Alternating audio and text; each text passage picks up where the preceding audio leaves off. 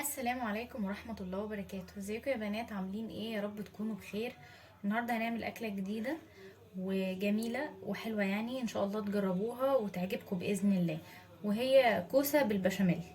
اول حاجة بنعملها بنشتري كوسة طبعا، وتبقى بالحجم ده، يعني اللي هي الوسط، ما تبقاش كبيرة قوي، ما تبقاش صغيرة برضو، وتبقى يعني مكلبظة كده شوية. انا همشي معاكم خطوه خطوه عشان نعرف نعملها. كل اللي بنحتاجه الكوسه والمعلقه في الاول، وسكينه معلقه. يعني هو المفروض يبقى معلقه بسن، تبقى سنها عامل كده. دي عندي معلقه الحلويات، بتاعت الحلويات بتاعتي اهي. فانا بصراحه قطعت بيها الكوسه قبل كده ولقيتها سهله ويعني وكويسه معايا، وسهلت عليا الموضوع جدا، لان ليها سن زي ما انتم شايفين كده اهو. اهو بص، ليها سن ومشرشره كده، بص عامله ازاي، ليها شراشير كده من هنا. فبتسهل عليا موضوع ان انا اقطع الكوسه بالطريقه اللي هقول لكم عليها دلوقتي. هنقطع الكوسه كده من هنا ومن هنا، ونعمل كده، يعني نشيل قشره كده، يعني يا دوب ها من الجنب كده، من اي حته، يعني من فوق نعمل كده. وبعدين نجيب بقى المعلقه زي ما قلت لكم، لو عندكم معلقه بسن يبقى احسن يعني.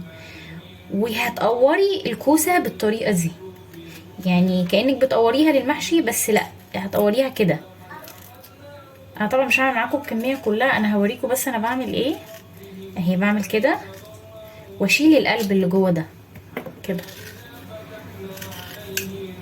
اهو بالشكل ده. طبعا بنسيب فيها شويه، يعني شويه لحم اللي هو القلب ده، مش بتبقى زي بتاعه المحشي بنعملها خالص، عشان نحس بطعم الكوسه برضو. بس دي بتبقى اسهل، يعني مش اسهل، بتبقى اخف من التانية، من انك لما تعملي كوسه بالبشاميل اللي هي التانية تقطعيها شرايح وتشوحيها وكده وبعدين تعمليها. يعني دي بتبقى خفيفة جدا.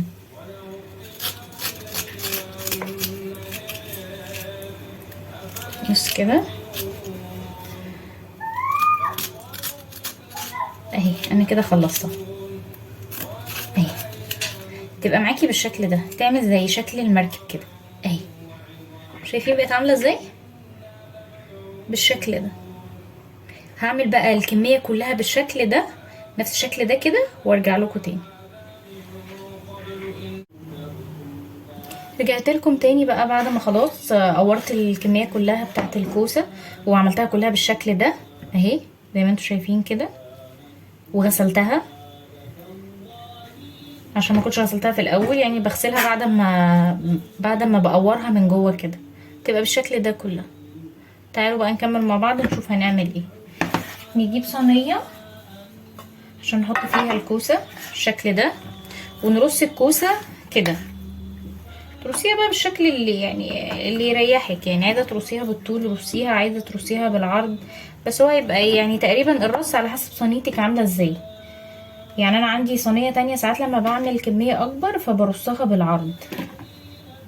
نعملها كده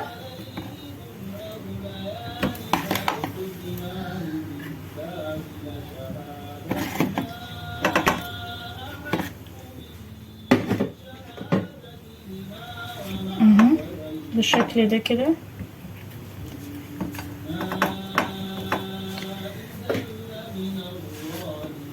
دي صغيرة شوية، ممكن احطها هنا اهي. تترص بقى بالشكل ده كده في الصينية، ونرش عليها رشة ملح صغيرة، رشة ملح صغيرة خالص كده عليها كلها، ورشة فلفل، رشة فلفل اسود. على فكرة التركية بتاعت الملح والفلفل دي، احنا كده كده نحط عليها لحمة وهتبقى متبلة، وهنحط عليها برضو البشاميل وهيبقى متبل، بس التركية دي بتدي الكوسة نفسها طعم حلو قوي. بالشكل ده كده اهي. وبعدين هنرش عليها رشة زيت صغيرة خالص كده،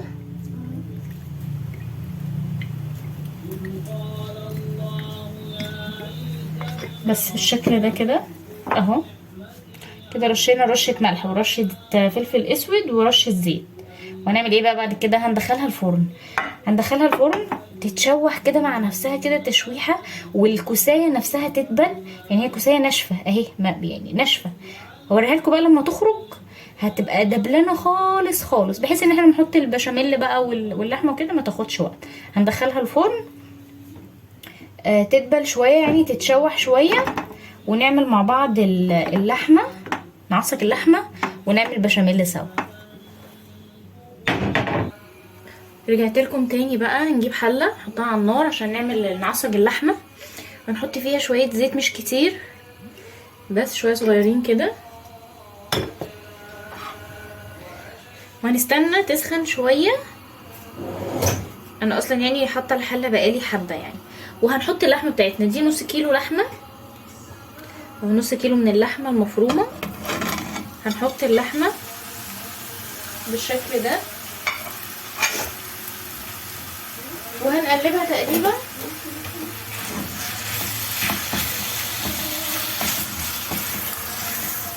هنقلبها كده شويه يدوب بس اللحمه ايه تاخد لون كده.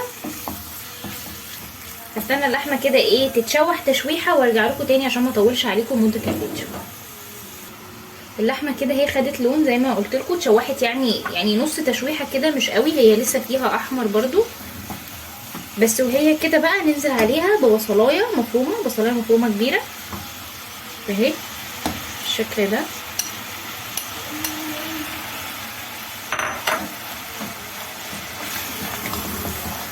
انا بشوح اللحمه الاول عشان بحب يعني البصله، يعني كنت الاول بحمر البصله قبل ما احط اللحمه، يعني اشوح البصله الاول تشويحه وبعدين احط اللحمه. انما عملتها مره قبل كده بالطريقه دي، ان انا اشوح اللحمه الاول، ان اللحمه تاخد صدمه بس الاول كده، صدمه الحله السخنه، وبعدين احط البصل. بيبقى طعم البصل احلى كتير في الاكل من انك تشوحي البصل الاول. يعني لو انت كنت بتعملي زي بالطريقه الاولى، جربي الطريقه دي وبرده مش هتندمي صدقيني. هتلاقي كده وانتي بتاكلي طعم البصل باين في الاكل غير لما تشوحيه. واللحمه لما بتاخد صدمه الاول بيبقى طعمها احلى كتير. بس كده بقى هنسيبها، هنرش عليها رشه ملح اهو كده، وهنرش عليها شويه كوبيبه صيني، رشه صغيره مش كتيره، ورشه فلفل طبعا، فلفل اسود. ولو عندك توابل لحمه يا ريت، هتبقى طعمها حلو قوي، يعني تديها نكهه حلوه كده قوي في الاكل. واللي هي اسمها ايه، جوز الطيبه.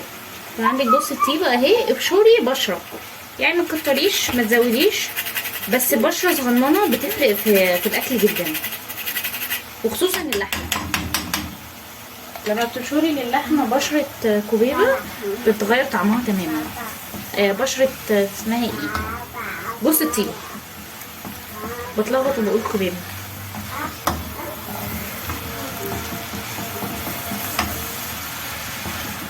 فهي كده اللحمه تمام شويه، بس ايه يعني تاخد كده وتدي مع نفسها شويه، وارجع لكم تاني اقول لكم هنعمل فيها ايه تاني، عشان هي لسه كده ما خلصتش. رجعت لكم تاني بقى بعد ما سبت اللحمه شويه على النار، مش شويه كتير، يعني بتاع 10 دقايق كده ولا 5 دقايق اهي. ده شكلها وريحه اللحمه حقيقي مش قادره اقول لكم تحفه. وبصوا شكل البصل، بص شكل البصل في اللحمه يعني سليم ازاي، بيبقى طعمه بقى باين في الاكل، وهو كده بيبقى جميل جدا. قلت لكم ان احنا لسه ما خلصناش. انا بحب لما اعمل لحمه معصجه احط عليها الفلفل اخضر وفلفل احمر وفلفل اصفر، برضو بتفرق جدا في الطعم، وبيبقى خضار برضو داخل في الاكل، يعني بتبقى حاجه مفيده. فلفل اخضر يعني قرنين فلفل اخضر وشويه فلفل احمر وشويه فلفل اصفر. وخصوصا على فكره مع الكوسه لما بتحطي الخضار بالشكل ده مع اللحمه المفرومه في قلب الكوسه وانت عاملاها بالشكل ده، بتفرق قوي قوي في الشكل وفي الطعم. يعني حتى شكل الحاجه بيبقى شكلها حلو كده. وانتي بتاكليها. بصي المنظر اصلا اللحمه اختلف ازاي لما الالوان دخلت فيها. انا بحب بقى يبقى شكل الاكل جميل وطعمه كمان جميل، لان العين بتاكل قبل البق يعني. بصي المنظر، اصفر في احمر في اخضر. بصي المنظر. هسيبها بقى برضو كمان كده 5 دقايق، وان يلا نعمل البشاميل سوا. اوريكم بعمل البشاميل ازاي. ورجعت لكم تاني بقى معانا يعني تقريبا 3 كوبايات لبن كده بالشكل ده، عليهم 3 معالق كبار دقيق. 3 كوبايات لبن 3 معالق كبار دقيق.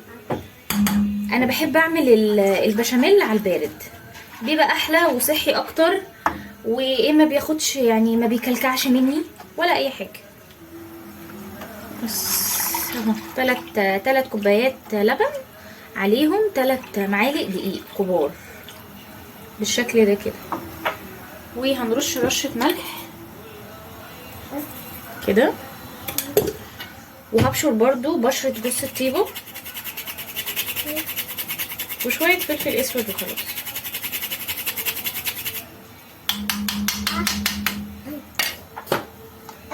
وشويه فلفل اسود صغيرين وبس كده. وهنقلب بقى، نستمر في التقليب في اتجاه واحد كده لحد ما يتقل معانا. وممكن بقى عشان يدينا طعم حلو يعني تدينا طعم احلى، طعم كريمي احلى، لو عندك جبنه نيستون اللي هي المثلثات دي حطي واحده، حطي واحده جبنه مثلثات، هتفرق قوي برضو في الطعم، تخلي طعمها حلو قوي. واحده 2 اللي انت عايزاه يعني. ونستمر بقى في التقليب لغايه ما يوصل معانا للقوام اللي احنا عايزينه. هقلب بقى فيه عشان ما اطولش عليكم مده الفيديو وارجع لكم تاني. نسيت اقول لكم كمان بنحط بس ايه معلقه يعني زبده، يعني معلقه صغننه تديها بس طعم اهي. الحته دي بس، دي معلقه صغننه اهي عشان تسيح معايا لما هو بيسخن كده، هتديها طعم حلو قوي. يتقل بقى يعني القوام اللي يوصل للقوام اللي انا عايزاه وهرجع لكم تاني.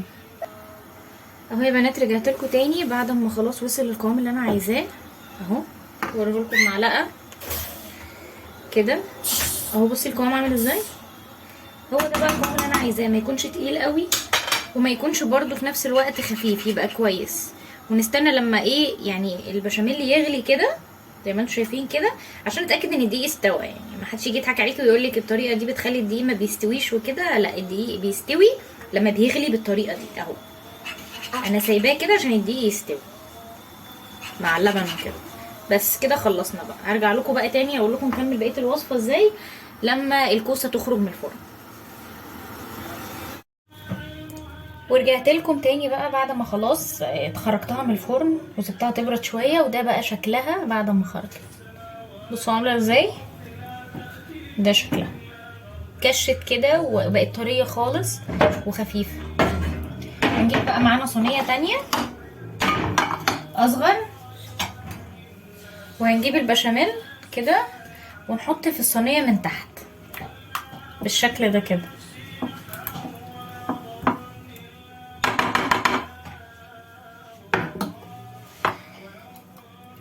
وبعدين هنرص بقى في الصينيه دي، لان دي خلاص هو لما اتعملت لما اتشوحت كشت، فالصينيه دي هتبقى كبيره عليها، فهرص في صينيه اصغر. هرصها بقى في الصينيه دي وارجع لكم تاني على طول. رجعت لكم تاني بقى بعد ما رصيتها بالشكل ده، وخدت شويه لحمه من اللحمه المعصجه اللي انا لسه كنت عاملاها دلوقتي. انا كنت عامله نص كيلو، بس انا مش هحتاج طبعا النص كله، انا هو الطبق ده وممكن اقل منه كمان. بس انا بعمل اللحمه يعني اما بعصج كتير وبشيلها بقى في الفريزر، ممكن احتاجها في اي حاجه تانية بقى، مكرونه بشاميل، جلاش، اي حاجه يعني. هناخد بقى معلقه كده من اللحمه ونبتدي نحط في قلب الكوسه. هي كل الكوسايه تقريبا هتاخد معلقه لحمه بالشكل ده اهو كده كده كده. هنعمل كده اهو بالشكل ده كده. اقربها لكم عشان تشوفوها كويس اهي كده.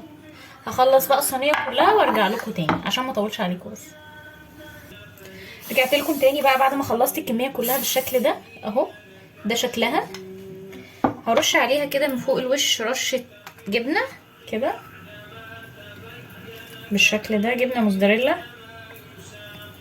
اهي كده. انا برش مرتين جبنه، يعني مره كده دلوقتي ومره تانية بقى ايه فوق الوش اهو بالشكل ده. وهنيجي بقى بالبشاميل بتاعنا ونحطه فوقيها كده.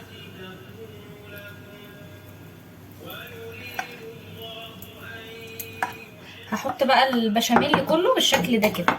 هفرد بقى البشاميل كله فوقيها وارجع لكم تاني. رجعت لكم تاني بقى بعد ما خلاص حطيت البشاميل كله فوق الوش اهي بقت بالشكل ده. غطينا بالبشاميل كله، حطيت البشاميل عليها كلها اهو على الكوسه كلها. وهنحط بقى ايه رشه جبنه كده من فوق الوش تاني اهو بالشكل ده كده. وتدخل بقى ايه الفرن على درجه حراره 180، يعني مش هتاخد وقت، تقريبا نص ساعه اهو بالشكل ده كده اهي. هدخلها بقى الفرن وارجع لكم تاني بعد ما تخلص اوريها لكم الشكل النهائي ليها بيبقى عامل ازاي. ورجعت لكم تاني بعد ما الكوسه خلاص طلعت، وده الشكل النهائي ليها. استنوا بقى لسه طالعه من الفرن حالا. طلع لكم كده ايه واحده تشوفوا شكلها معايا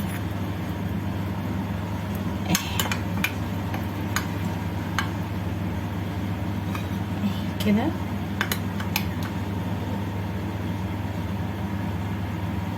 بصوا شكلها عامل ازاي وطعمها خطير.